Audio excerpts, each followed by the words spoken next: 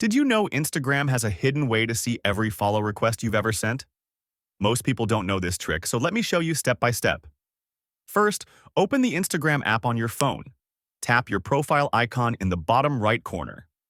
Next, tap the three-line menu in the top right and select Account Center.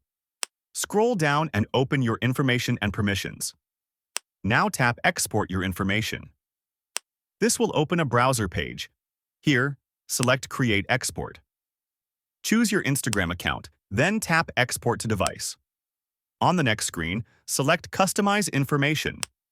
Uncheck everything, and only keep followers and following selected. Save your choice. Pick a date range based on when you sent those requests, then tap Save again. Choose HTML as the file format and ignore media quality. Tap Start Export, enter your Instagram password, and confirm. And that's it. If you find this video helpful, please like, share, and subscribe for more practical tips.